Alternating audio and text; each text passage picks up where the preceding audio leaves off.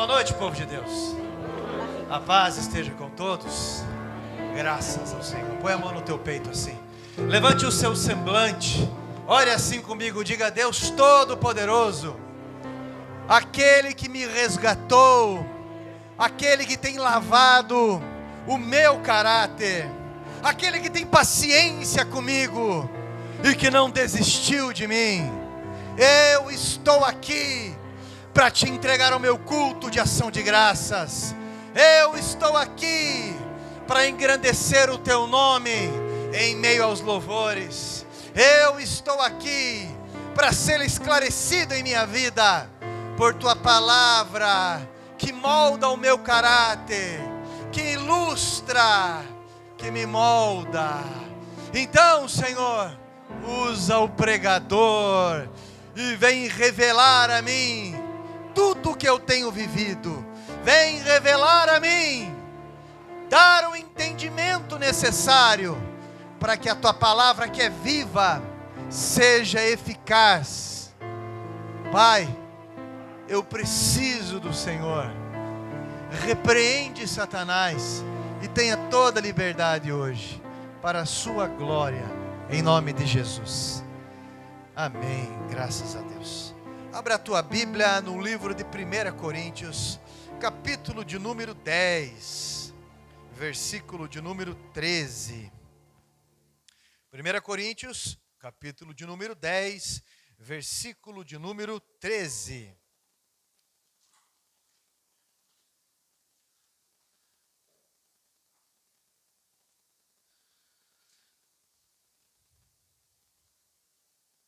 Primeira Coríntios. Na verdade, 1 Coríntios foi a segunda carta escrita, a segunda epístola escrita pelo apóstolo Paulo a uma igreja que ficava numa região portuária. Corinto, uma cidade da Grécia. Nessa região portuária, onde naturalmente mercadores iam e vinham. E naturalmente, como era um lugar de passagem, muitas pessoas sem compromisso. Ali tinha o que eles chamavam, tem até hoje, as ruínas de estudo, o templo da deusa Afrodite. E ali ficavam 1000 sacerdotisas, que aos olhos nossos hoje, era como se fosse mulheres de programa que não cobravam. Elas ficavam ali, elas raspavam toda a cabeça, raspavam todo o corpo, passavam óleo em tudo e ficavam à disposição desses mercadores para que elas engravidassem. Porque a deusa Afrodite, que nós sabemos que não é um deus, era a deusa da fertilidade. Essas pessoas, essas mulheres começaram também a se converter. Paulo, 1 Coríntios, ele escreve para elas, escreve para a igreja, para que oriente essas pessoas todas, as mulheres, para que elas usassem véu na cabeça, aquele tecido na cabeça.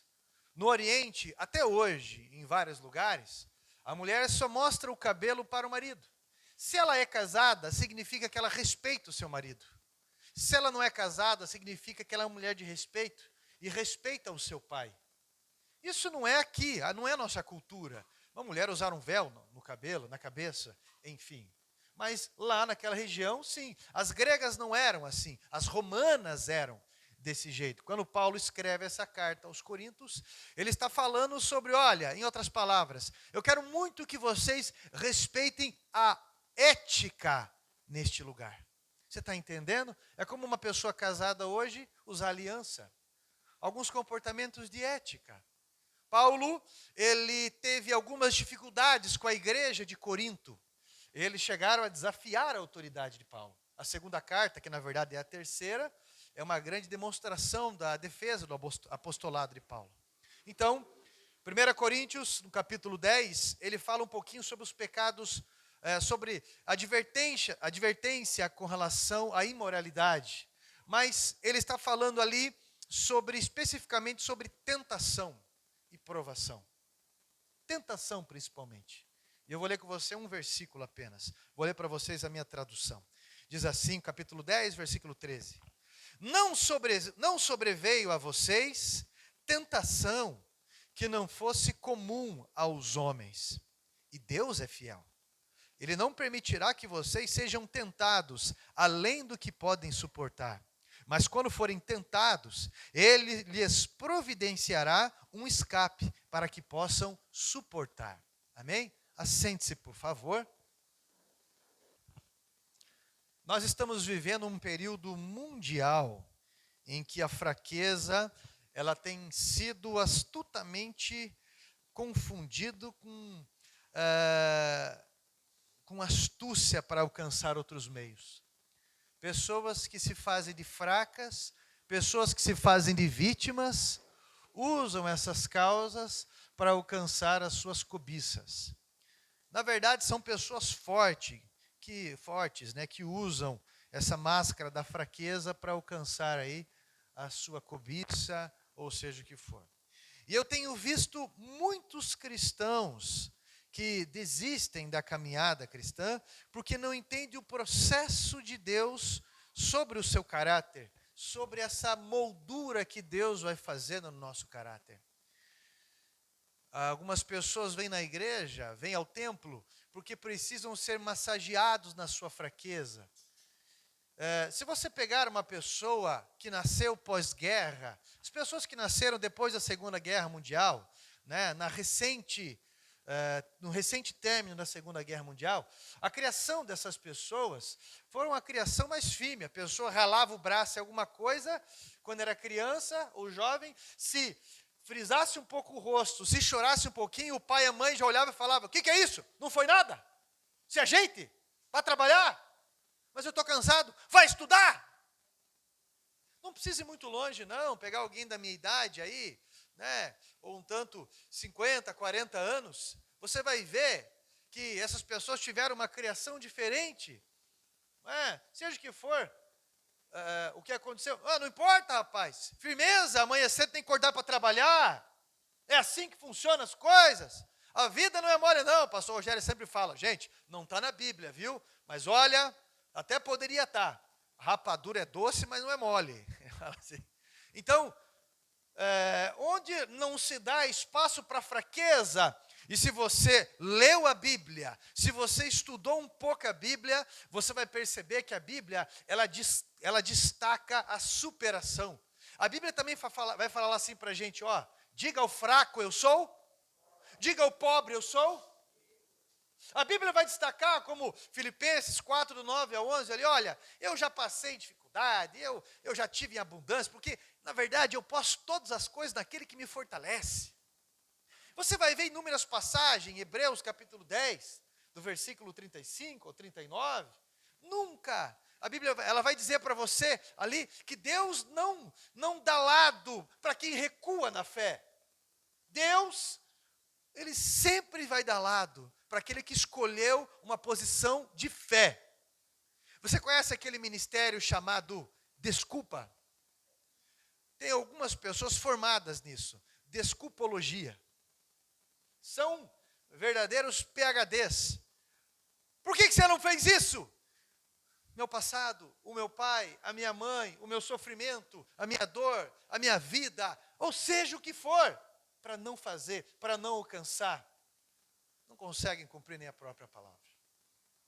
E sempre se vitimando. Essas pessoas sempre se atrapalham.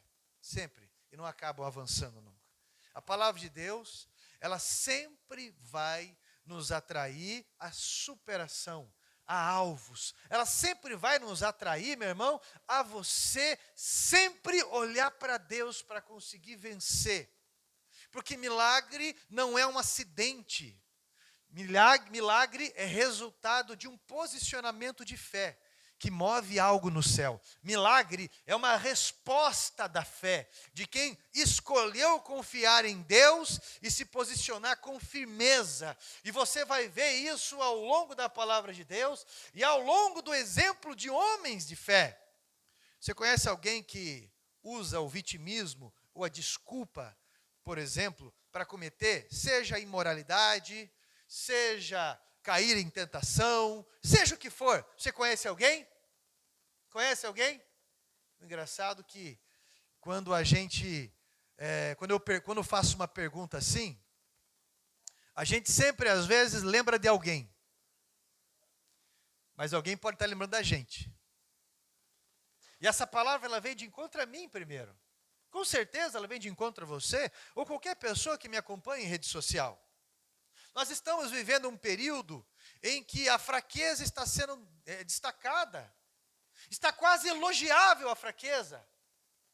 Ela vai além da compreensão. As pessoas têm usado isso. E olha, presta atenção. Isso está alcançando a igreja, isso tem alcançado pessoas, isso tem alcançado pastores. Tem alcançado pessoas que se fecham no mundo delas e ficam pensando assim: as pessoas deveriam me amar mais, as pessoas deveriam cuidar melhor de mim, os meus filhos não me dão atenção, o meu cônjuge não cuida de mim, e ninguém me dá atenção na igreja. E fica supervalorizando essa massagem no ego e algo desse tipo, que na verdade é uma estratégia satânica, demoníaca, destrutiva. Meu irmão, eu destaquei alguns princípios aqui, que são questões lógicas, bíblicas, porque eu e você estamos reunidos aqui para vencer, para sermos esclarecidos, para avançar. Quando eu olho para esse processo, quando a Bíblia fala, não sobreveio a vocês tentação que não fosse comum aos homens. Ele destaca, mas Deus é fiel. Ele não permitirá que vocês sejam tentados além do que podem suportar. Mas quando vocês forem tentados, Ele lhes providenciará um escape para que vocês possam suportar. Você sabe o que significa a palavra Deus? Isso tudo. Eu destaquei aqui algumas palavras que me aprofundei nessa busca. Olha só. Muitas pessoas falam a palavra Deus, mas não sabem o que significa a palavra Deus. Deus, presta atenção, Deus não é um nome.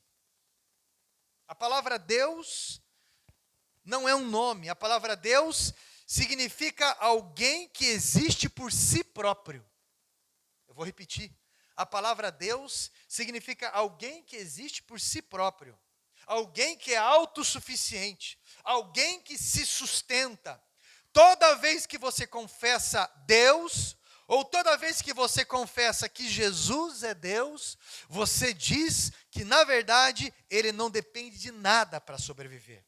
Ele não precisa de nada para existir. Ele depende dele. Ele é Deus. Você não pode ser um Deus se depender de qualquer coisa para existir. E por isso que Satanás não é um Deus. Por isso que esse adolescente na tua casa, talvez mimado, não é Deus. Talvez essa pessoa mimada na tua casa, ela não entendeu que ela não é Deus. Porque depende dos outros. Nós dependemos de oxigênio, dependemos, seja o que for, para sobrevivermos. E a pessoa que se ilude, achando que não depende, se compara a Satanás, que é apenas um soberbo. Acha que é Deus, mas ele não é. Por isso que Satanás não é Deus. Ele precisa de Deus para existir. Não há como ter vida sem Deus. Qualquer ser vivente, seja matéria, seja espiritual, precisa ser sustentado por Deus. Então, pastor, num período de provação, o que eu tenho que lembrar? Quem é Deus e quem sou eu. E eu só vou conseguir superar qualquer coisa se eu entender que eu dependo dele para passar, seja pelo que for. Eu preciso entender que eu preciso de pessoas, que eu preciso de ajuda para superar. Segundo ponto, e é por isso que você nunca pode ter medo do diabo. Porque quando o Satanás tenta fazer algo em sua vida, ele nunca pode fazer algo se Deus não permitir. Quando ele estava tentando atacar a Jó, não poderia atacá-lo sem primeiro receber a permissão de Deus.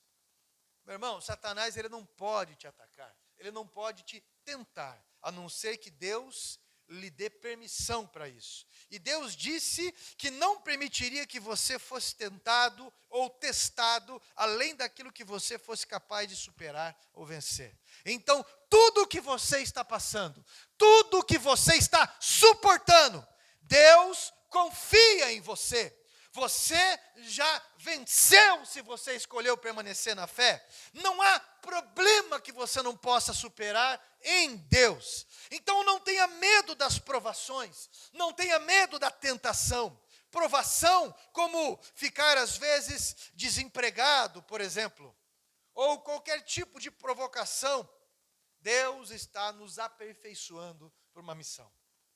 Meu irmão, quem tem problema, na verdade, o único e dessa casta, dessa demanda, é Satanás. Por quê, pastor? Porque ele é um ser desempregado. Como assim? Ele é um querubim desempregado. Ele é um querubim desempregado. Na verdade, quem foi colocado no lugar dele, entre aspas, aí, em força de expressão, fomos nós. Nós hoje somos responsáveis pelo louvor, também junto com os anjos. Nós somos responsáveis pela adoração. Satanás é um querubim desempregado. E o próprio Deus, olha só, por mais que Satanás é um ser desenganado, condenado, o Senhor deu uma nova tarefa para ele, dentro desse contexto que eu estou falando. Uma nova tarefa para Satanás. Jesus deu um novo trabalho para ele, dizendo que ele é o tentador. Quero que você entenda o que eu estou falando. Satanás é o tentador. Ele não é mais o líder da adoração. Foi mandado embora. Agora somos nós os líderes do louvor e da adoração. Terceiro ponto que me chama a atenção nisso tudo. O que é um tentador, pastor? O que é um tentador? Porque essa descrição, meu irmão, eu e você precisamos entender por que esse é o trabalho de Satanás, ser o tentador. Tentar. A palavra, eu fui buscar fundo isso. A palavra tentar significa testar até descobrir a fraqueza. Testar para conhecer a fraqueza. Essa palavra tem origem grega e os romanos aperfeiçoaram ela. Os romanos formavam o exército mais poderoso da sua época. Por mais que você estudou um pouquinho de história, você vai lembrar do que eu estou falando.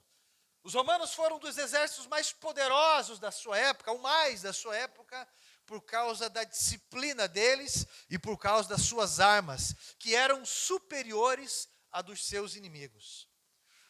Como que os romanos faziam com as suas armas? Eles basicamente, eu quero que você preste bem atenção no que eu estou falando. Eles pegavam o aço, colocavam o aço no fogo e deixavam o aço no fogo até o aço ficar mole, a ponto de ser moldado. Então, quando o aço estava brilhando, eles tiravam o aço dali, colocavam em uma bigorna. Bigorna, você sabe que é aquele pedação de ferro, aquela parte de cima é reto, coloca ali em cima da bigorna, e eles pegam um martelo, uma marreta, um martelo, e eles começam a martelar aquele aço. Começam a moldar aquele aço. E depois eles martelarem, e depois deles moldarem, eles colocam aquele aço no fogo. E de repente sai aquele fumaceiro todo. Então eles pegam aquele aço, aquela espada, eles olham para ela e eles vão olhar vários pontos de fraqueza naquele metal, vários defeitos. Então eles pegam mais uma vez aquela espada, aquele aço, eles colocam no fogo. E quando já está brilhando o vermelho moldado, para moldar, eles colocam na bigorna, eles martelam mais uma vez, colocam no fogo. E ali eles vão enxergar, é um processo exaustivo, eles vão enxergar mais uma vez naquela espada os pontos de fraqueza. E de novo eles vão pegar e colocar na água. E de novo eles vão pegar e colocar na bigorna. E de novo eles vão martelar. E de novo na água. E de novo no fogo. E de novo na bigorna. E esse processo se chama tentar. Esse processo de fogo, bigorna, batida, água, análise, é chamado de tentar. Quarto ponto. Deus deixa bem claro que o papel do tentador é nos fazer fortes nas mãos de Jesus. Deus vê as nossas fraquezas. Ele nos molda. E alguns de nós estamos passando pelo fogo agora. Alguns de nós estamos passando pelas batidas agora. Mas isso não vai ficar sempre assim. Isso é uma fase. Esse fogo só está expondo as nossas fraquezas. Essas batidas só estão moldando o nosso caráter. Deuteronômio, capítulo 8, versículo 2. Eu te coloquei no deserto para saber o que havia no teu coração. Você lembra quando você namorava? Parecia que você não tinha defeito, né? Você fazia de tudo para você esconder os teus defeitos. De tudo. Interessante, adolescente, quando chega na adolescência, está começando a chegar, não estou dizendo que é todos, né? Mas tem uma parte. Nunca dá para generalizar nada. Tem que ameaçar para ir tomar banho. E quando está no banho, daí tem que ameaçar para sair do banho. Tem que ameaçar para escovar os dentes. Aí dá aquela enganada. E as famosas frases da mãe. Não é só para olhar para a escova não, hein? Não é só para lambuzar a boca de pasta. Mas quando está interessado em alguém para namorar, 633 banhos no dia. A escova chega a gastar, chega a ficar esbagalhada. Como se não bastasse o banho, ele vai raptar, ou ela vai raptar perfume, bijuteria, joia, arrumação, porque quer esconder as fraquezas, quer esconder as falhas. No namoro é um esforço. Dá um jeito para pagar um cachorro quente, ou se tem mais condições, para levar para jantar ou num lugar mais chique. Dá um jeito para tomar cuidado com as palavras. Pensa muito antes de levar para casa, da mãe, do pai, para conhecer, de repente, para não expor as fraquezas. Porque chega lá, a mãe, de repente, o pai, cagueta tudo. É. Meu Deus do céu. E aí, quando casa? Eu escutei um shh. Não dá mais para esconder as fraquezas. O namoro serve para moldar o caráter também, sabia? Você vai moldar o teu marido no namoro, depois que casa fica mais difícil. E vice-versa. Sabe como que se olha as fraquezas? Quando você olha o jeito que ela trata o pai e a mãe, é o jeito que vai tratar você. Quando o jeito que ele trata o pai e a mãe, é o jeito que vai tratar você. O jeito que ele cuida das coisas dele, que ela cuida das coisas dela, é o jeito que vai tratar você. Uma série de coisas assim. Não, mas ele fazia, mas ele... Não, agora é diferente, agora ele... Ei, o tempo ele prova o profeta. Não é rede social que se baseia para namorar, não. Rede social é a pior mentira que tem. Só aquelas fotos assim, né? Nem as fotos são de verdade. E aí, meu irmão? Ali não está expondo as fraquezas. Aí quando casa, a modinha hoje, eu quero separar. Por quê? Por quê? Incompatibilidade. A gente não gosta da mesma coisa. Ou se não, compatibilidade. O quê? Como assim compatibilidade? Não, a gente gosta da mesma coisa. Sério? Inclusive do mesmo sexo. Misericórdia. Você está entendendo o que eu estou falando? E o que acontece na missão cristã, na missão de vida? Esse processo de moldura, ele não é fácil para nos deixar forte. Quando você olha alguém que é casado há 30, 40, 50 anos, essas pessoas no casamento são pessoas muito fortes no relacionamento. Superaram um momento de desprezo, um momento de dor, talvez traição. Superaram um momento de doença, superaram momentos de toda e qualquer forma, mas permaneceram juntos, fortes.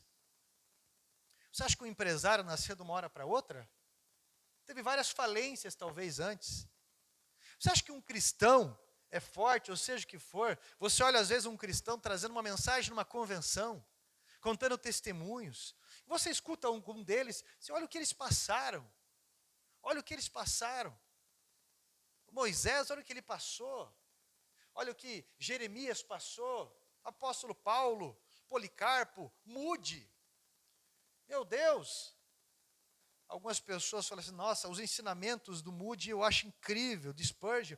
Moody, ele sofreu de uma depressão terrível, teve vezes que ele estava tão desanimado, fraco e triste, que tiveram que carregar ele, não foi uma vez só, até o altar, para ele levar mensagem, as dores no corpo dele. Porque uma vez, em uma das suas mensagens, alguém gritou fogo, houve um tumulto no meio, e na fuga, pessoas tentando fugir, houve algumas pessoas que foram pisoteadas e morreram. Moody, na verdade, ele nunca superou algumas coisas, mas ele escolheu ficar ali. Quando você lê ou ouve a história de Martin Luther King, você vai ver que ele sofria de uma depressão profunda e que o próprio FBI investiu nisso para que ele cometesse suicídio. E ele não cometeu suicídio, ele escolheu se apoiar em Deus. Então alguém teve que matar ele aos 39 anos. Quando você pensa assim, eu vou casar e eu vou fazer diferente dos meus pais. Aí passa um tempo, você pensa, como os meus pais eram fortes. Como? Hoje eu tenho muito mais exemplos, hoje eu tenho muito mais recursos, informações, e eles que eram chucro naquela época, iletrados, aguentaram tudo, superaram tudo. E aí? Meu irmão, não tenha medo da luta. Deus continua o processo até que Ele possa olhar para você. Como aquele homem que estava moldando a espada. Quando ele estava satisfeito com a espada, não tinha mais defeito. Esse ferreiro, ele gravava o seu nome na espada.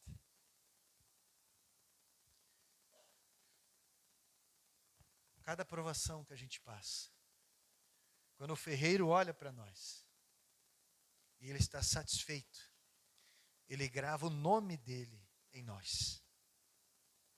Eu sempre digo que Satanás é como se fosse um cachorro brabo, amarrado por uma corda. Deus solta até onde ele quer e Deus puxa de novo.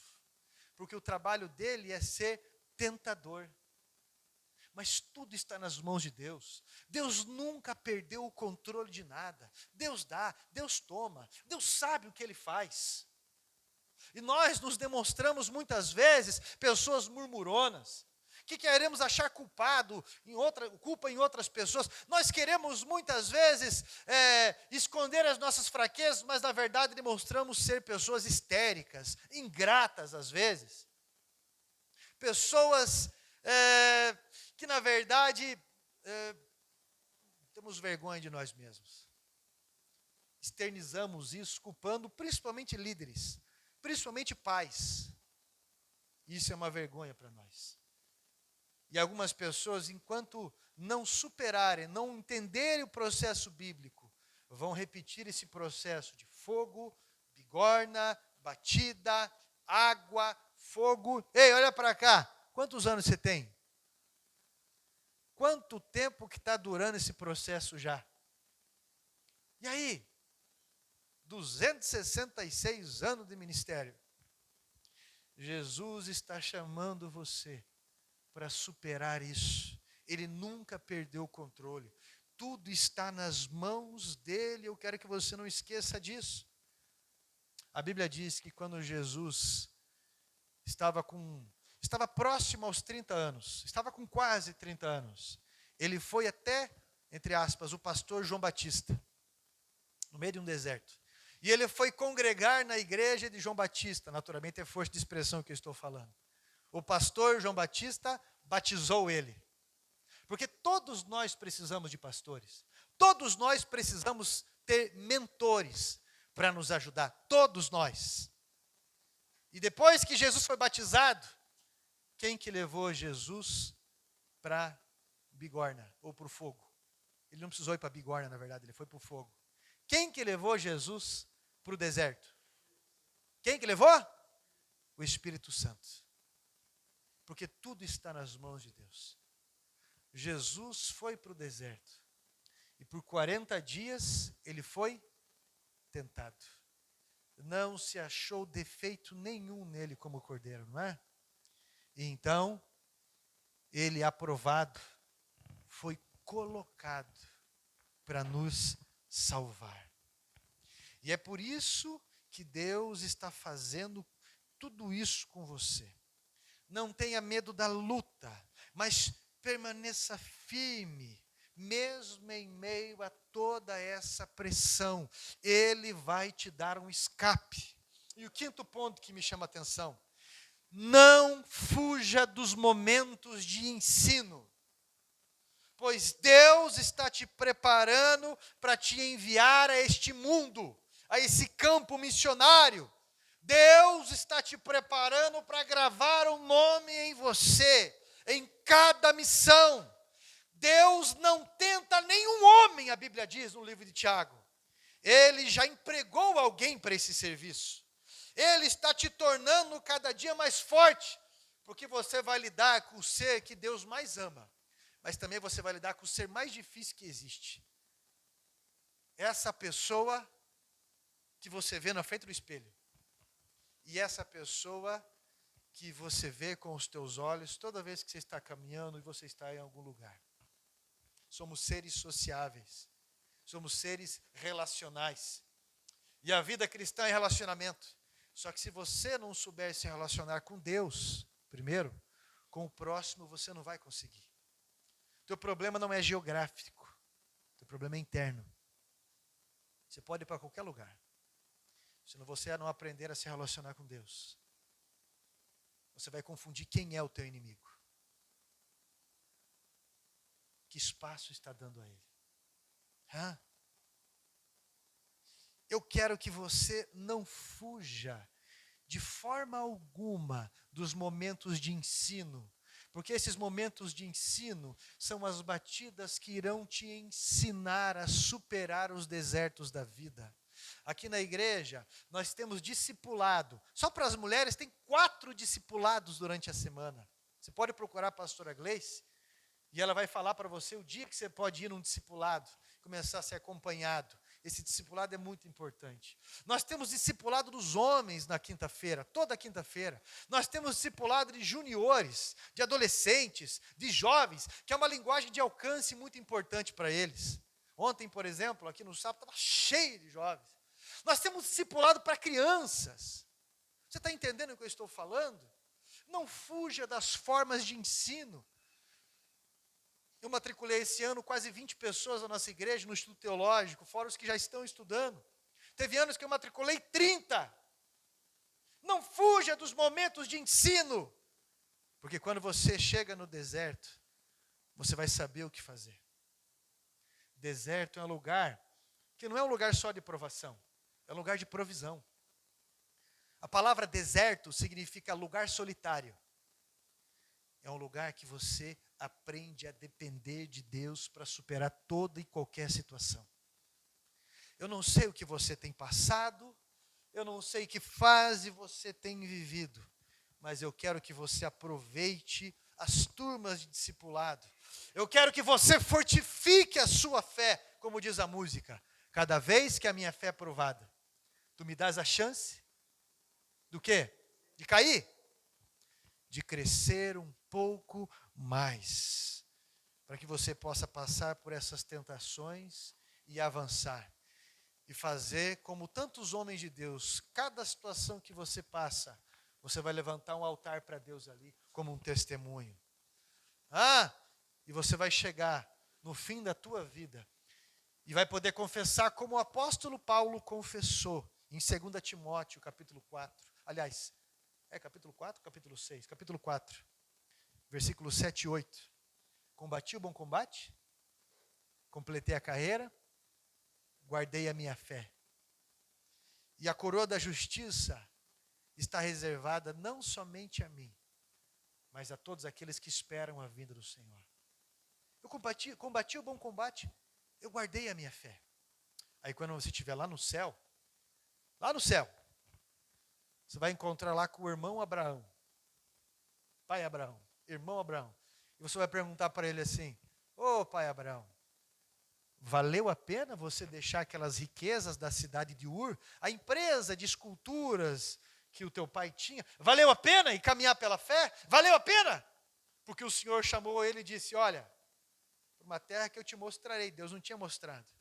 Ele caminhou pela fé. Valeu a pena? Abraão vai fazer assim, olha aí, ó. Você acha que valeu a pena ou não?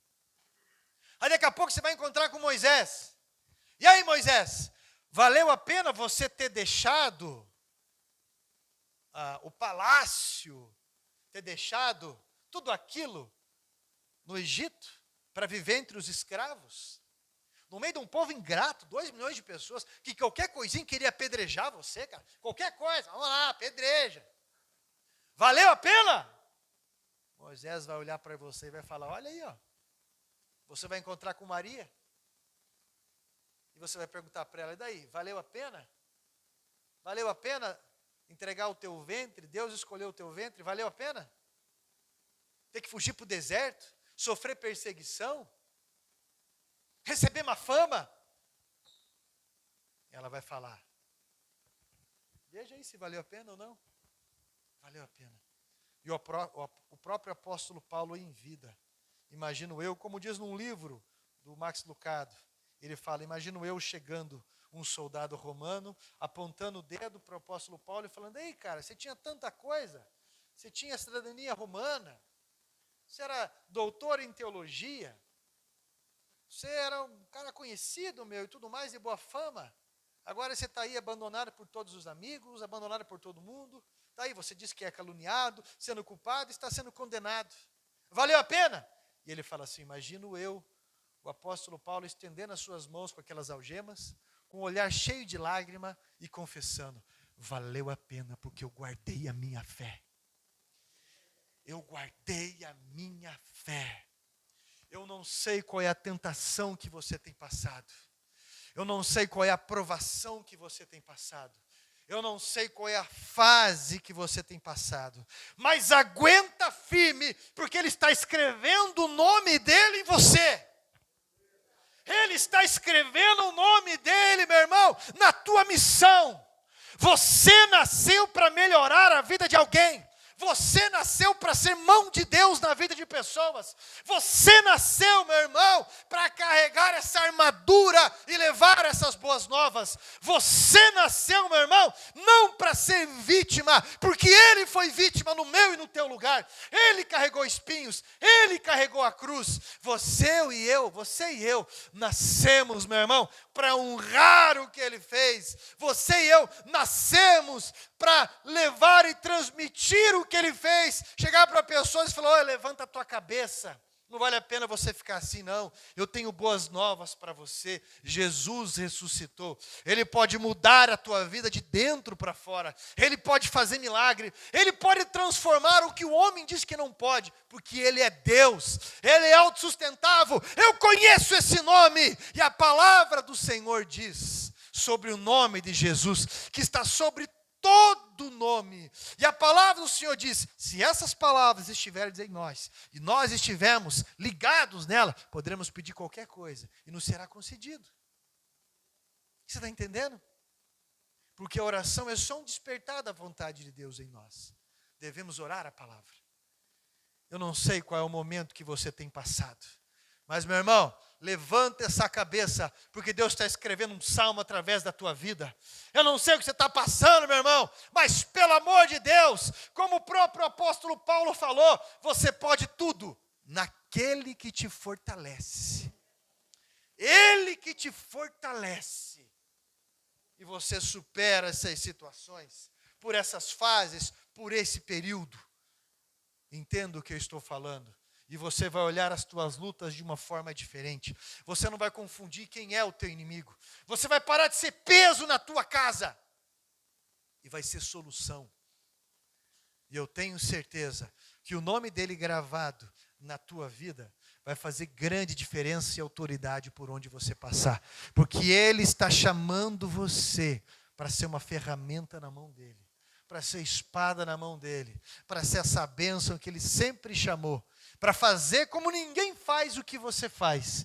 Ele está te chamando. Por isso ele colocou essa sede dentro de você. Por isso o teu peito arde. Esse é o chamado de Deus. O Espírito Santo ministrando ao teu espírito. Por isso você se identifica com a palavra, porque você é ovelha dele. E a ovelha gosta de capim, que é a palavra dele. Você está entendendo o que eu estou falando? Jesus está chamando você para a grande obra dele. Se coloque em pé em nome de Jesus.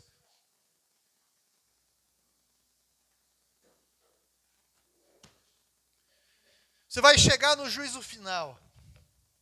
Vai estar lá nu. E não vai ter nem bolso para colocar a mão, como diz a música.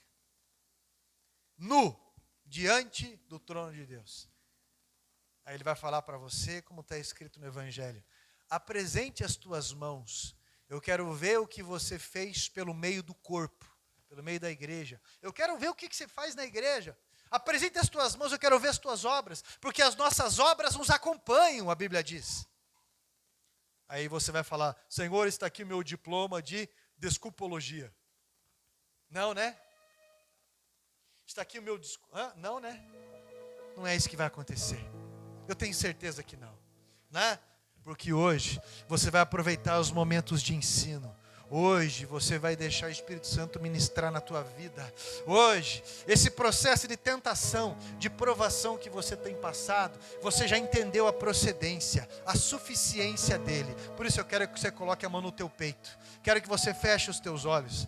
Eu não posso chamar você aqui à frente por uma questão tanto pandêmica ainda, mas eu posso ministrar sobre a tua vida, aonde você estiver. Seja qual for o processo que você está passando, Jesus está te moldando. Jesus, Ele está trabalhando no teu ser e na tua família. As tuas fraquezas estão sendo destacadas aos teus olhos durante todos esses anos. E talvez você não passe uma pessoa soberba. Como que eu sei que eu sou soberbo, pastor? Porque Deus resiste ao soberbo. E se a tua vida está patinando, é porque talvez está sendo soberbo. E a soberba é um princípio de Satanás. Ele acha que é aquilo que ele não é. Ele acha que ele é Deus, e ele não é. Deus está chamando você para ser filho, para ser dependente, para aprender com Ele, para ser como Jesus. Eu vou orar por você agora. Eu vou orar por você agora. E eu não sei o que você está sendo provado, se você tem que perdoar alguém, se você tem que permanecer em algum lugar, se você tem que confessar alguma coisa, se você tem que fazer com vontade aquilo que você foi chamado para fazer, se você tem que mudar os teus passos, porque um passo, ele pode mudar a direção de toda uma caminhada. Mas hoje, meu irmão, é isso que vai acontecer na tua vida. A tua decisão vai ter o peso maior.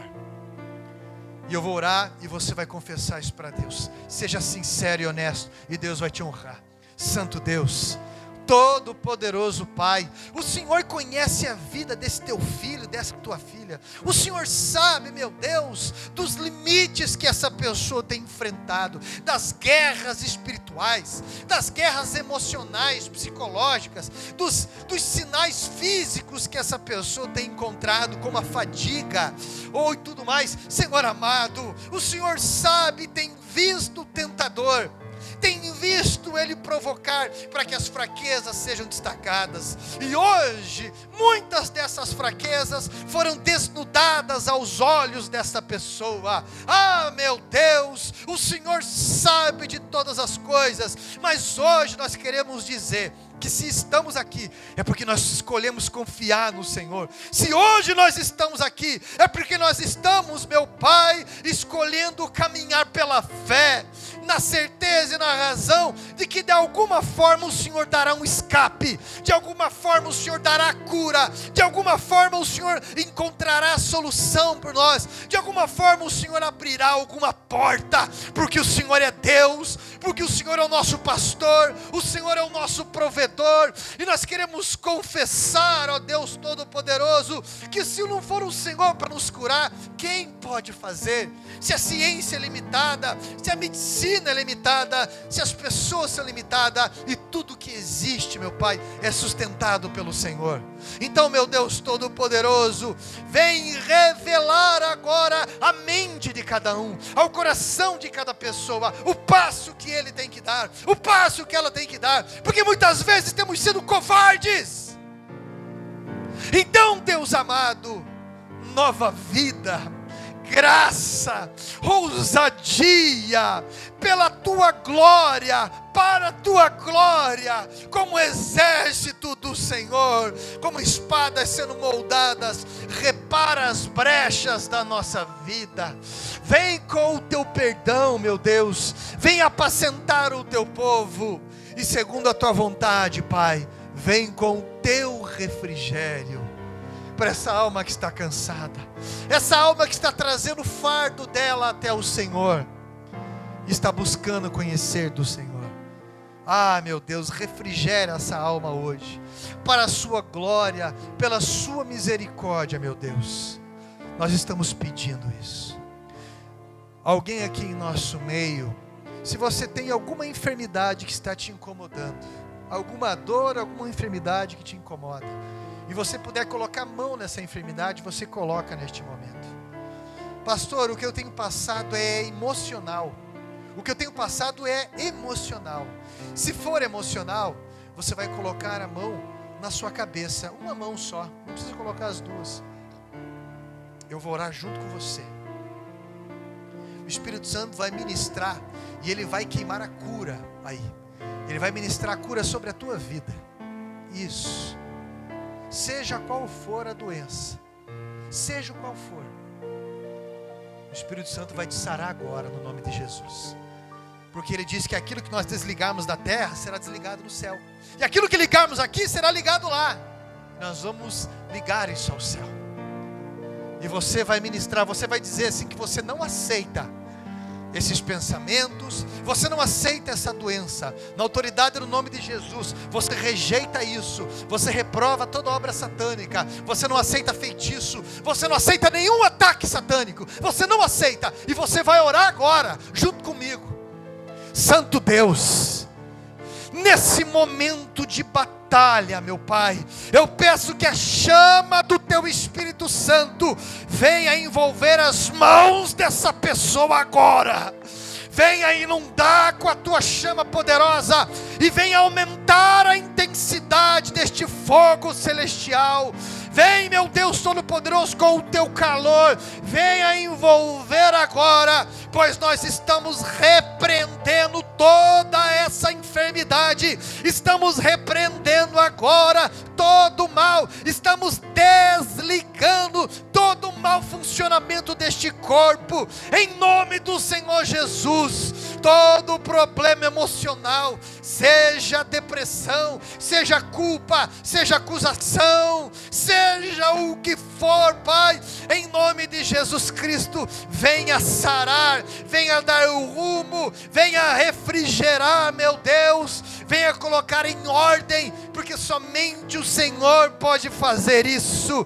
Usa as mãos dessa pessoa pela tua graça e misericórdia, porque o véu foi rasgado, e o Senhor é Deus e pode curar, Pai. Liga ao céu neste momento, em nome de Jesus, sai todo mal, e a tua graça agora recomponha toda esta saúde, regenere a saúde perfeita sobre essa vida, como testemunho, em nome do Senhor Jesus Cristo.